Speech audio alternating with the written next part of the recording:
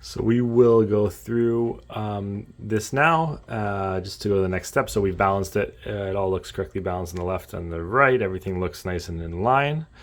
We'll hit the next arrow to go to the next part. Before that, we'll actually just draw the margin. So it has a check mark at the bottom. Let's just go to the next step, but we just need to check that. And when we zoom in, it'll become apparent why we have to check that. It's actually missed the autopilot. It usually does. We always kind of check it on our own. So we're gonna go ahead and draw the margin. And there's a couple options in the top right here. There is manual and magnetic. I like to use manual.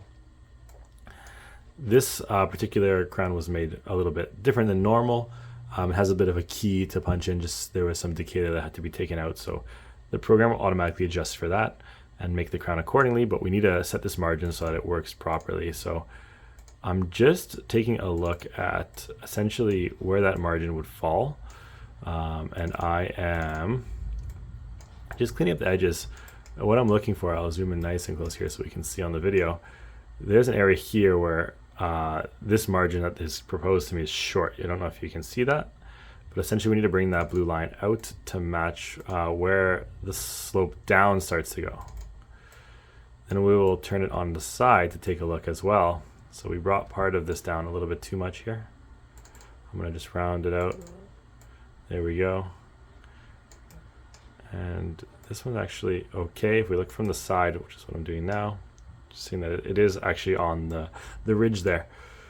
We need to move this part as well out. So just the same thing here. So I'm double left clicking to start my line, single left clicking to pin it, which is when it'll confirm and turn to what you want it to look like. So it's nice and round. We don't want any jagged lines like this one up here. So again, we're going to double click, single click the pin so it conforms, and then we're going to single click again and double click just to have it in the right area. That one fell a little bit, so I'm just going to keep playing with it. And you double click on the line to stop it again as well. So that's looking better. There's still a bit of a point there. I'm just going to do that one more time just to round it out.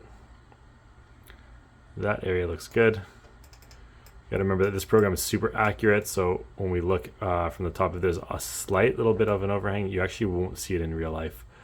So this looks all done now. So that would be my margin complete. This has a nice clean prep area. Oh, there's one area here I might bring up a little bit. Actually, no, that's okay. So what I will do is confirm and go to the next step by hitting the arrow here. And now what will happen is the margin is finished. It will propose a design for me. We'll have to edit this design. So for the duck that we are on currently, he likes his contacts on the top, the areas where the bite will be touching, to be a double teal. So we have this bar here. So I always like the form tool has the plus and negative add. There's a size option, which when you adjust it, you can see it form on the tooth there.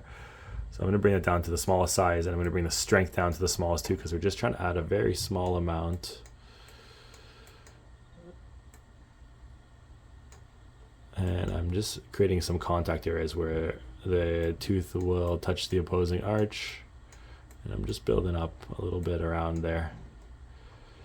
Now, the light blue here, we probably won't be able to get that to touch, unfortunately. So I will make this contact area here just a little bit bigger, just so there's some more support. And I see that I have the green there now. What I need to do is actually bring that size right down again. Just get rid of that green. It's just kind of going back and forth.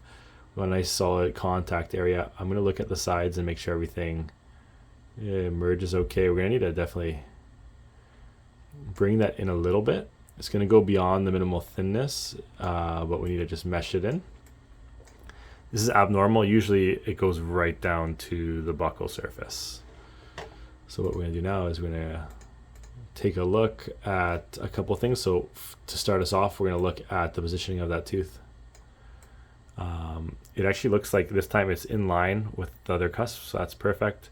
We want to make sure the buccal comes out far enough that the cheek doesn't get stuck. So if this was a full crown, we would bring out the buccal just slightly, And to do that, we would go to the third option here, and I would pick this one called anatomical. When you go over an object, it'll take that whole buckle, and you can actually click and pull it out the way that the arrow is facing. I'll zoom in just so you can see that little arrow.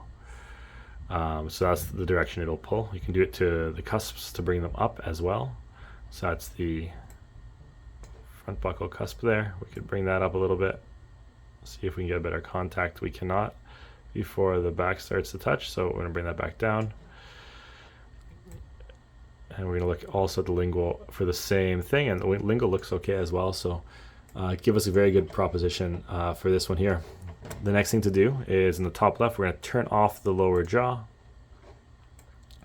We want these contact points to just have a little spot of green in the middle, so I like to get this nice and uniform just by going around the perimeter. I'm going to use the negative, and I'm just going to remove any outliers that we don't want. So we want it to look like that. On the other side, the same thing. There's a red spot here, so that's going to be way too tight. We're going to remove that. And I'm just, again, using this tool on the smallest setting and on the least powerful setting just to create these contact points. I'm going to zoom in again. This red line, don't mind that. It's just like a glitch in the program. We don't need to worry about that. But I want this contact a little bit higher so it looks more natural, feels more natural, and it's easier to insert. Remove any green around the edges. And this is looking good now. So green, we got green. We are set and ready to go. Almost completely finished here. So I'm going to put back on the lower jaw, and I just want to look at how that's going to insert. This one will be okay. There's no overhang at the top, so we're all right. That'll go in properly. I want to look at the contact points. They're nice and wide. I like the way that they're wide. We always want them to be wide opposed to just a small contact point. And I will put on the upper jaw as well. I will come and look from all sides. I don't want the lower jaw to overhang, obviously. It'll catch on the lips and the cheeks, depending on where it is. And I'm just taking a look all the way around. Finally, the last thing to do would be to turn these all off and just check minimal thickness. So I click on that here. And I just want to make sure there's no area that is too thin.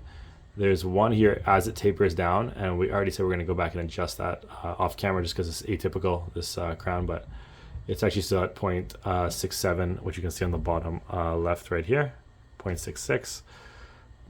So it's actually just under minimal thickness at 0.7. And because we're going to taper that down anyways, I'm going to leave that. Everything else looks good. We're going to flip it over and check for that key. Not all crowns have this. This one does. That's wonderful. And then we essentially go to our next step, which is milling. So I'll get you there and we'll make another video.